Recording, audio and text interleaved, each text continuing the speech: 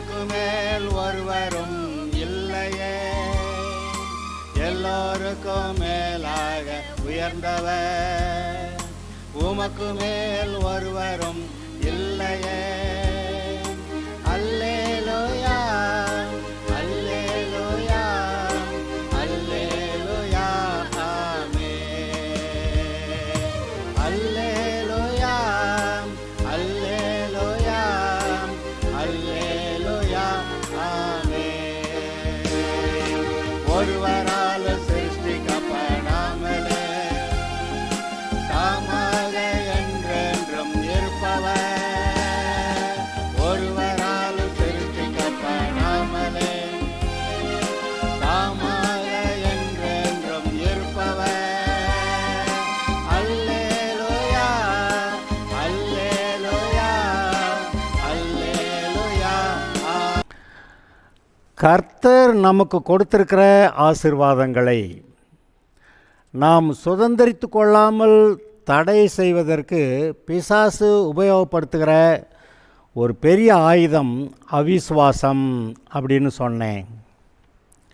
திரும்ப சொல்கிறேன், தேவன் நமக்கு வைத்திருக்கிற ஆசீர்வாதங்களை நாம் சுதந்திரித்து கொள்ளாதபடிக்கு பிசாசு நமக்கு எதிராக பயன்படுத்துகிற ஆயுதங்களில் மிகவும் முக்கியமான ஒன்று அவிசுவாசம். விசுவாசம்னா என்ன? சூழ்நிலைகள் எவ்வளவு எதிர்மறையாக இருந்தாலும் தேவனுடைய வார்த்தையின்படி நடக்கும் என்று நம்புவது விசுவாசம். அவிசுவாசம் என்ன?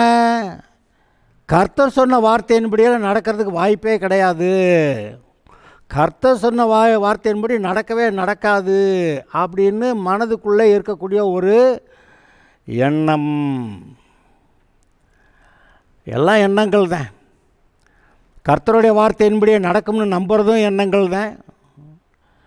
கர்த்தர் சொன்னபடி நடக்க வாய்ப்பே கிடையாது அப்படின்னு நினைக்கிறது எண்ணங்கள் தானே. அப்போ இந்த மனிதனுடைய மனதிலே கர்த்தர் நான் உன்னை ஆசீர்வதிப்பேங்கிறாரு, அதை கேட்டு போயிட்டால் ஆசீர்வாதம் வந்துடும்.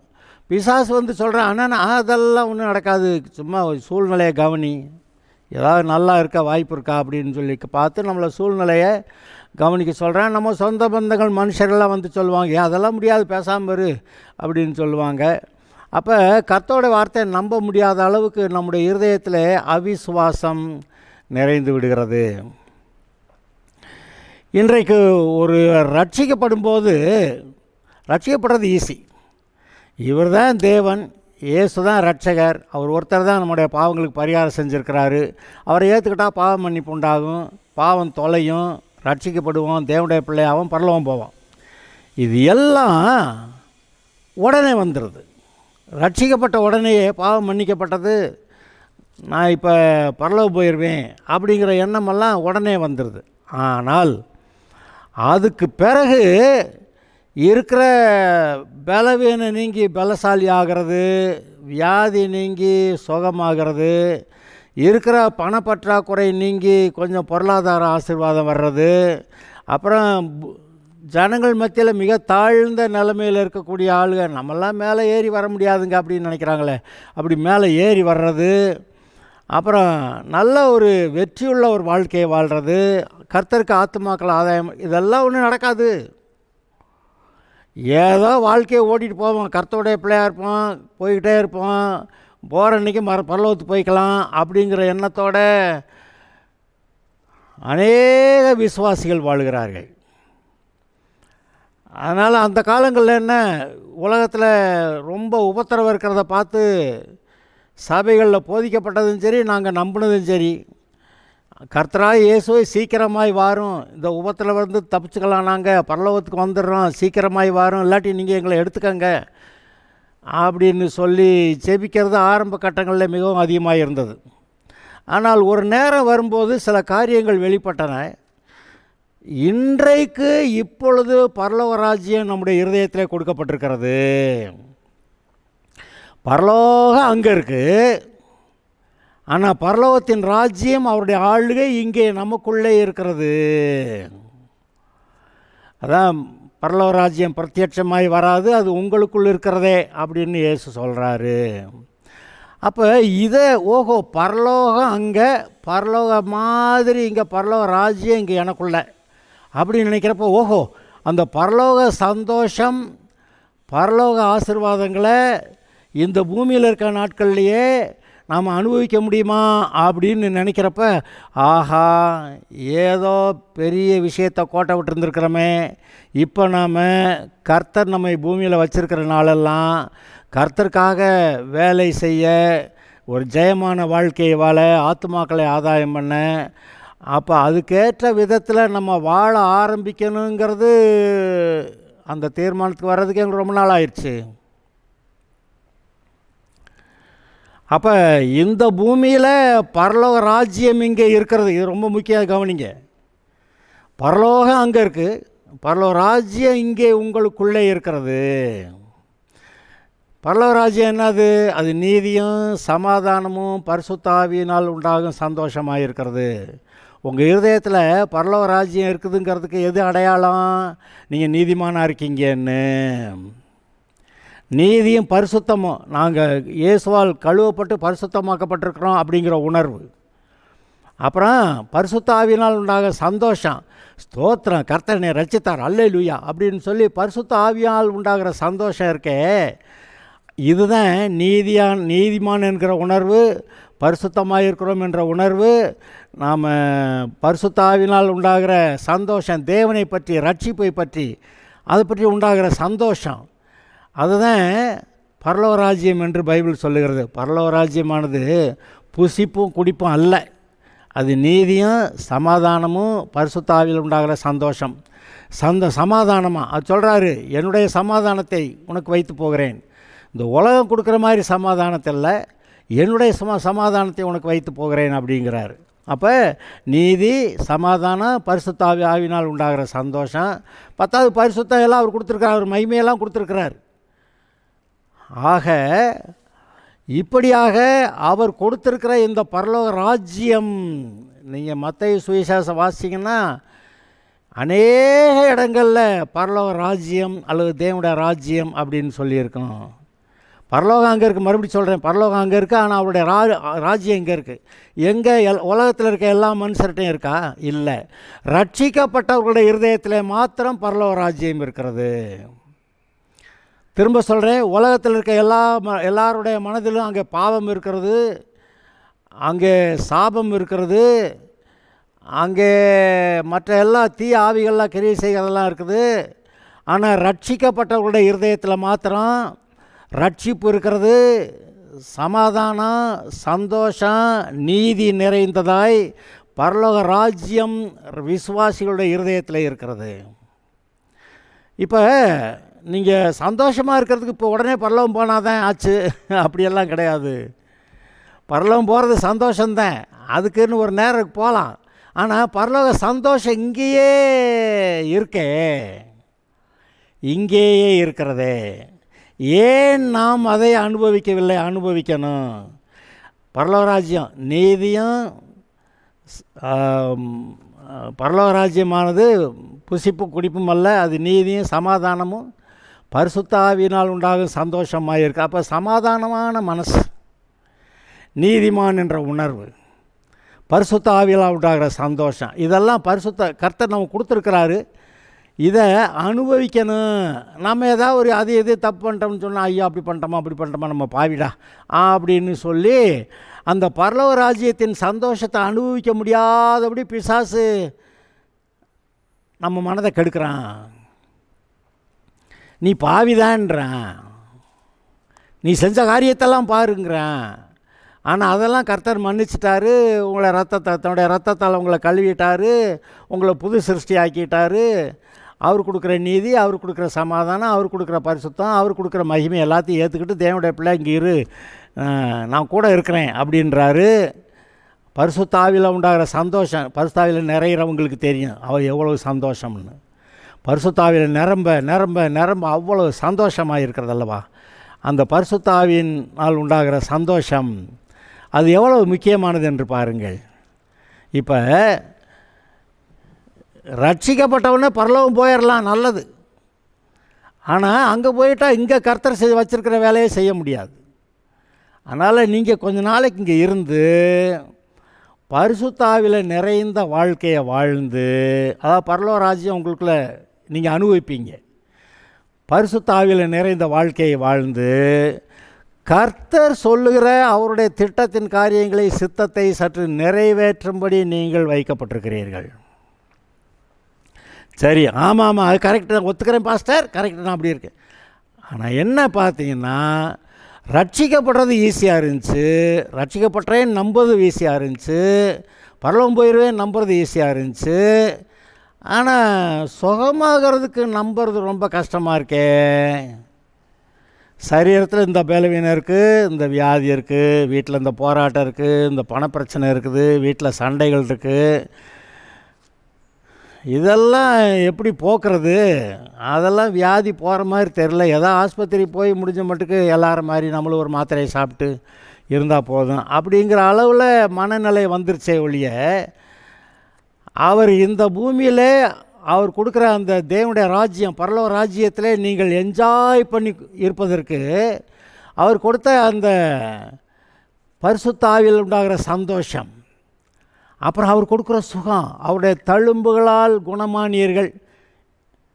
இல்லை பரலோகத்துக்கு போனால் சுகமாயிடலாம், பரலோகத்துக்கு போனால் தான் அங்கே வியாதி இல்லையாங்க. அப்போ சுகமாகிறது எங்கே? இங்கேயா பரலோகத்திலையா?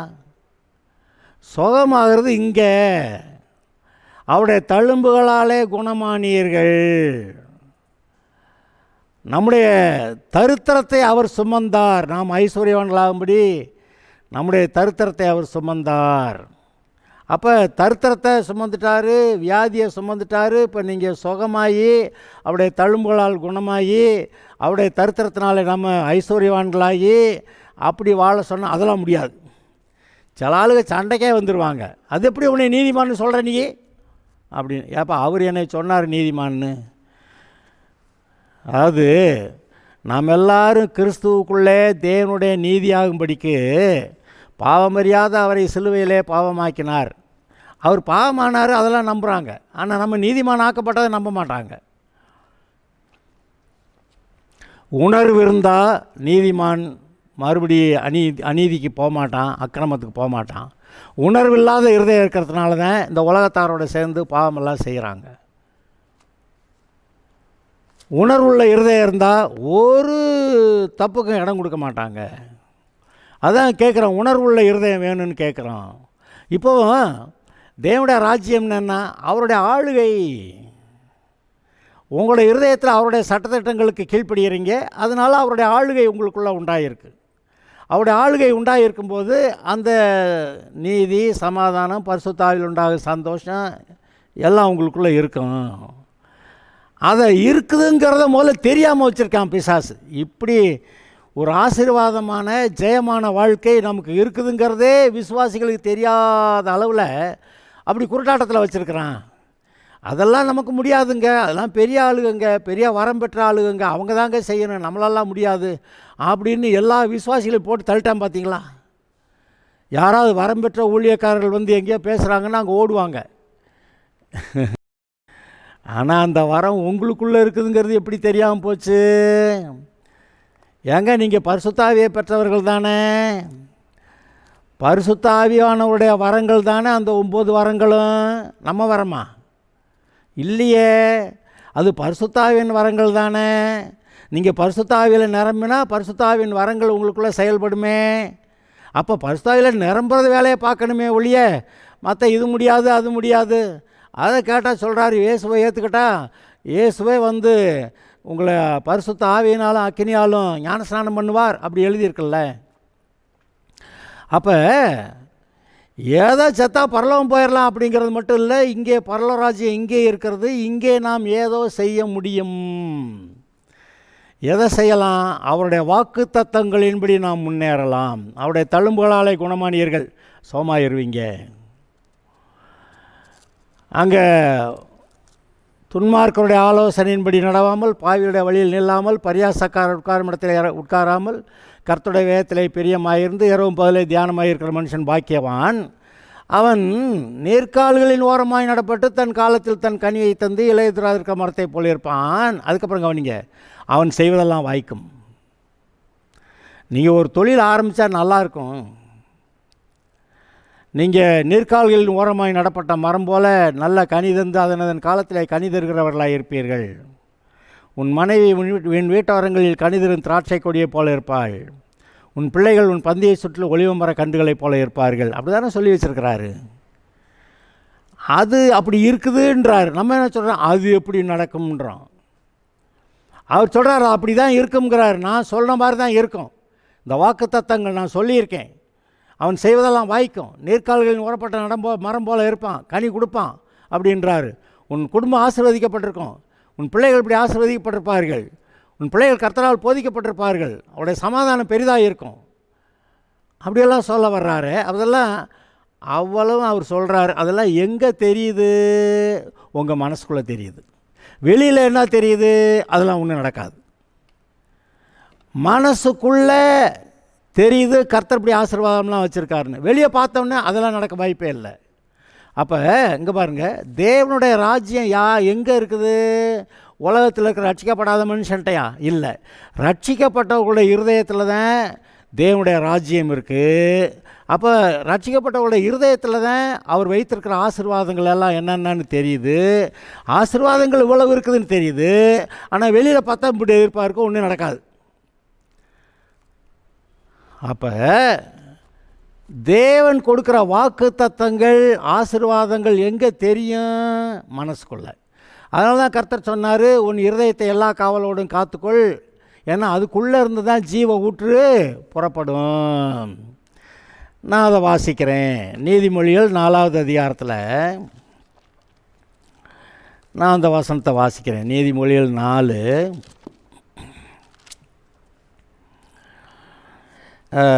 என் மகனே, என் வார்த்தைகளை கவனி, என் வசனங்களுக்கு உன் செவியை சாய். அவைகள் உன் கண்களை விட்டு பிரியாதிருப்பதாக, அவைகளை உன் இருதயத்துக்குள்ளே காத்துக்கொள். அவைகளை கண்டுபிடிக்கிறவர்களுக்கு எது? அவருடைய வார்த்தையை. அவர் நமக்கு என்ன வார்த்தை வச்சிருக்கிறாருன்னு கண்டுபிடிக்கிறவர்களுக்கு அவைகள் ஜீவனும் அவர்கள் உடலுக்கெல்லாம் ஆரோக்கியமாம், சரீரத்துக்கு ஆரோக்கியமாம். அதனால் எல்லா காவலோடு உன் இருதயத்தை காத்துக்கொள், ஏனென்றால் அதற்குள்ளேருந்து தான் ஜீவ ஊற்று ஆசீர்வாதமெல்லாம் வரும். அப்போ உங்களுக்குள்ளே இருக்க பரலோக ராஜ்யத்தை நீங்கள் கரெக்டாக காத்துக்கிறது ரொம்ப முக்கியம். அந்த பரலோக ராஜ்யம் எப்படி வந்துச்சு? அவர் கொடுத்த வசனத்தினால வந்துச்சு. இயேசுவை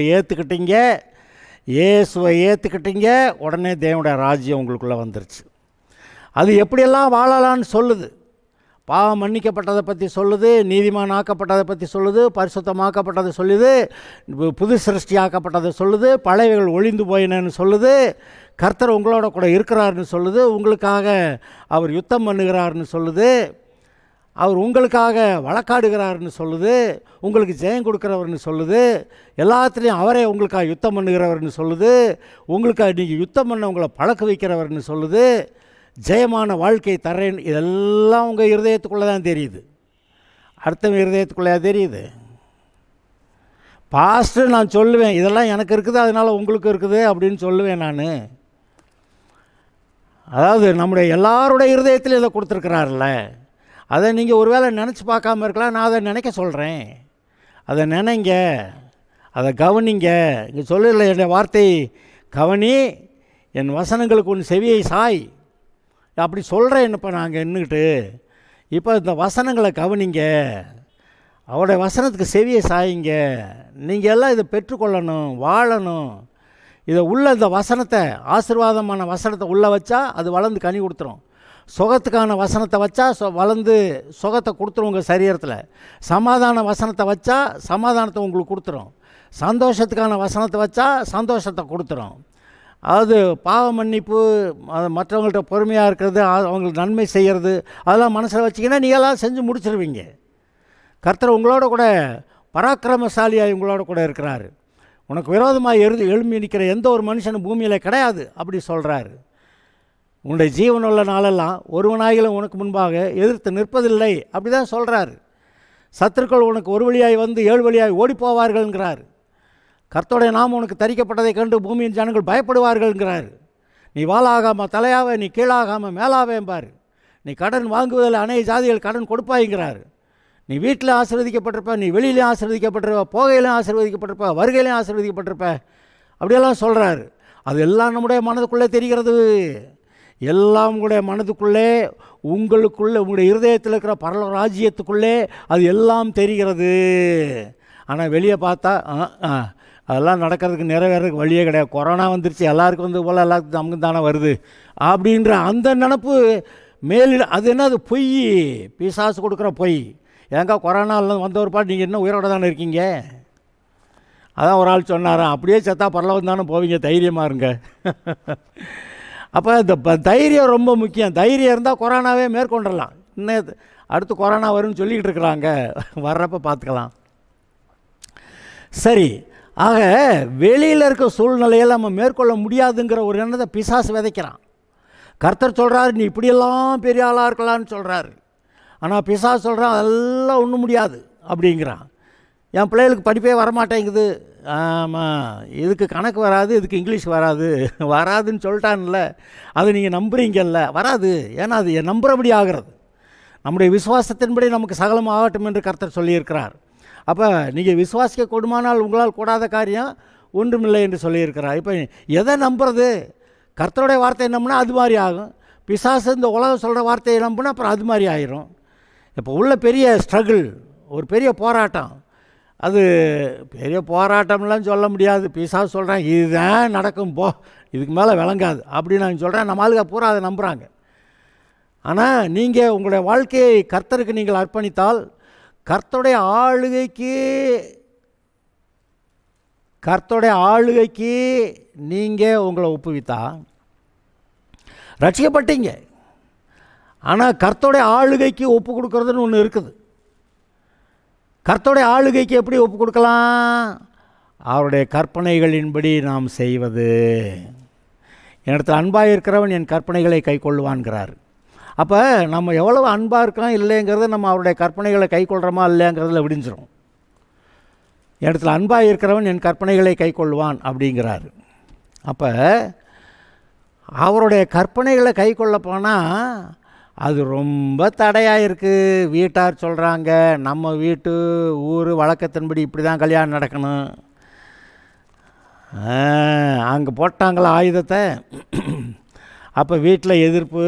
நம்ம பைபிளில் சொல்லியிருக்கிற மாதிரி கர்த்தர் சொல்கிற மாதிரி அங்கே இல்லை. அப்போ அது நடக்குமா நடக்காதா, முடியுமா முடியாதான்னு எல்லாம் கணக்கு போட்டு கடைசிக்கு நிறைய பேர் அது முடியாது. அப்போ அவங்க சொல்கிற மாதிரி நல்ல நேரம் பார்த்து, நல்ல நாள் பார்த்து, அந்த நாளில் கல்யாணம், முகூர்த்த நாளில் கல்யாணம் வச்சு நம்ம ஓட்டிக்கலாம் அப்படின்னு எவ்வளோ விசுவாசிகள், எவ்வளோ பேர் அந்த முகூர்த்த நாளில் அந்த நல்ல நேரம் பார்த்து கல்யாணத்தை நடத்துகிறாங்கன்னு பார்க்குறப்ப இதில் நான் குற்றம் சொல்ல வரல. ஆனால் எந்த அளவுக்கு ஒரு இந்த உலக நம்பிக்கை நம்முடைய இருதயத்தில் இடம் பிடிச்சிருக்குதுங்கிறத பாருங்கள். நமக்கு வசதியான நேரம் நல்ல நேரம், நமக்கு வசதி படாத நேரம் நல்ல நேரம் இல்லை. இப்போது ஆண்டுக்கு கல்யாண மண்டபமெல்லாம் முகூர்த்த நாளில் தான் க்ரௌடடாக இருக்கும். மற்ற நாளில் போங்க, காத்தாடி கிடக்கும். நீங்கள் பேரம் கூட பேசலாம், இந்த இவ்வளவு தான் காசு கொடுப்பேன்னு சொல்லலாம். அதுவும் செவ்வாய்க்கிழமையா ஒன்றும் எடுக்க மாட்டேன். அப்போ செவ்வாய்க்கிழமையில் வச்சுக்கிட்டாக்க சரி, நமக்கு இன்னும் கொஞ்சம் சீப்பாக பேசி எடுக்கலாம். ஆனால் அதை விட்டு அந்த முகூர்த்த நாளில் தான் எடுக்கணும். அந்த முகூர்த்த நாளில் அந்த முகூர்த்த நேரத்தில் தான் கல்யாணம் நடத்தணும்னு யார் விசுவாசிங்க? ஏன்னாக்கா உலக எண்ணங்கள் அவங்க இருதயத்தில் நிறைஞ்சிருச்சு. அது அப்படி செஞ்சால் தான் நல்லா இருக்கும். அதாவது பிசாசு கொடுக்குற அந்த ஐடியா அப்படி செஞ்சால் தான் நல்லா இருக்கும்னு அவங்க அது ஒத்து போயிடுறாங்க. அப்போ எந்த அளவுக்கு அவங்களுக்குள்ள விசுவாசம் இருக்கோ அந்த அளவுக்கு தான் அவங்களோட வாழ்க்கையில் நல்லா இருக்குது. இப்போ இந்த அவிசுவாசத்தை எதிர்க்கன்னு பார்த்தீங்களா? நீங்கள் தேவனுடைய வழியில் வாழணும்னா, ரட்சிக்கப்பட்ட இயேசுவை ஏற்றுக்கிட்டீங்க, ரட்சிக்கப்பட்டீங்க. ஆனால் தேவனுடைய சித்தத்தின்படி வாழணுமானா, இப்போ இந்த அவிசுவாசங்கிறது என்னது? பிசாசு நம்முடைய இருதயத்தில் விதைச்சிருக்கிற எண்ணங்கள். அப்படி இருந்தால் தான் பிழைக்க முடியும், இப்படி இருந்தால் தான் பிழைக்க முடியும் அப்படின்னு சொல்லி எல்லாம் நம்முடைய இருதயத்தில், இந்த உலகமே நம்முடைய இருதயத்தை நிரப்பியிருக்கு. இப்போ என்ன செய்யணும்? இந்த உலகத்தில் இந்த நம்முடைய இருதயத்தில் பிசாசு விதைச்சி வச்ச, நம்முடைய இருதயத்தை கண்ட குப்பையினால் நிறச்சி வச்சுருக்கிற இந்த பிசாசுடைய எண்ணங்களை, இந்த உலக எண்ணங்களை எல்லாத்தையும் பிடுங்கி வெளியே எடுத்துட்டு உங்களுடைய இருதயத்திலே கர்த்தருடைய வாக்குத்தத்தங்களை வைக்க வேண்டும். உங்களுடைய வாழ்நாளெல்லாம் உங்களுக்கு தேவையாக இருக்கிற காரியங்களை சந்திக்க தேவன் இந்த வார்த்தைகளை மட்டும்தான் கொடுத்தார், வாக்குத்தத்த வசனங்களை மட்டும்தான் கொடுத்தார். அந்த வாக்குத்தத்தங்களை விசுவாசித்தா அதுபடி நடந்துடும். அது ஆவிக்குரிய சட்டம். அப்போ அந்த வார்த்தையின்படி விசுவாசித்தா நடந்துடும். நீங்கள் அதன்படி அவருடைய தழும்புகளால் குணமானேன், நான் என்னை அவருடைய ஆளுகைக்கு ஒப்பு கொடுத்துருக்கிறேன், அவருடைய சட்டத்திட்டங்களுக்கு என்னை ஒப்பு கொடுத்துருக்கிறேன், அவருடைய ஆளுகைக்கு என்னை ஒப்பு கொடுத்துருக்கிறேன், அவருடைய ஆவியானவர் என்னை ஆளுகிறார், கர்த்தருடைய வல்லமை என் மேல் இருக்கிறது, பரிசுத்த ஆவியானவர் என் மேல் இறங்குகிறார், அவருடைய வல்லமை என் மேல் இறங்குகிறது. அவர் பிசாசுடைய நோகங்களை முறிக்கிறார், பிசாசின் கட்டுகளை அறுக்கிறார், இந்த வியாதி என்ற பிசாசின் கட்டை கர்த்தர் அறுக்கிறார், இந்த வியாதி பலவீனம் என்கிற அந்த சாபத்தை முறித்து போடுகிறார் என்று நீங்கள் உங்களை ஒப்புவித்து கர்த்தருடைய சமூகத்தில் கர்த்தருடைய அபிஷேகம், ஆசீர்வாதம், பிரசன்னம், அவருடைய வல்லமை என் மேலே இருக்குது, இந்த வியாதி மறையுது. கர்த்தருடைய வீட்டில், கர்த்தருடைய பிரசன்னத்தில், கர்த்தருடைய ராஜ்யத்தில் பிசாசுக்கு வியாதிக்கு என்னங்க கேடம்? அங்கே கர்த்தருடைய உங்களுடைய தேவனுடைய ராஜ்யம் உங்கள் இருதயத்தில் கர்த்தருடைய தேவன் ஆலயமாக இருக்குது. இந்த ஆலயத்தில் வியாதிக்கு ஏது இடம், பிசாசுக்கு ஏது இடம்? கர்த்தருடைய ஆளுகையில் நீங்கள் இருக்கீங்களா? கர்த்தருடைய ஆளுகையில் நீங்கள் இருக்கீங்க, கர்த்தருடைய ஆளுகையில் இருக்கீங்க. அவர் இருக்கிறாரு, அவருடைய வசனத்தின்படி நடக்கிறீங்க, பரிசுத்த ஆவியானவர் இருக்கிறாரு, அவருடைய வல்லமை இறங்கி இருக்குது, அவருடைய பிரசன்னத்தில், அவருடைய ராஜ்யத்தில் வியாதிக்கு இடமில்லை. அதை நீங்கள் நினச்சி பார்த்து உங்களுக்குள்ள வியாதிக்கு இடமில்லை, பிசாசுக்கு இடமில்லை, கர்த்தருடைய ராஜ்யம் அவருடைய சித்தம் நிறைவேறட்டும், நான் சுகமானேன், அவருடைய தழும்புகளால் சுகமானேன் அப்படி எழுதியிருக்கு. நான் அதை நம்புகிறேன், அவருடைய வார்த்தையை நம்புகிறேன், இந்த உலகத்து வார்த்தையை காட்டிலும் கர்த்தருடைய வார்த்தையை நம்புகிறேன். என் சரீரம் அந்த பலவீனமாக வியாதி இருக்குது, வயிற்று வலி இருக்குதுன்னு தெரிஞ்சாலும் அதுக்கு மேலாக நான் கர்த்தருடைய வார்த்தையை, அவருடைய தழும்புகளால் குணமானி இருக்கிறத அதை நம்புகிறேன்.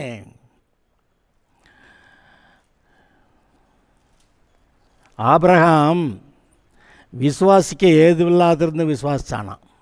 என்னவா, சரீரம் செத்து போச்சு, சாராளுடைய கற்பம் செத்து போச்சு, பிள்ளை எப்படி பெற்றுக்கிறது?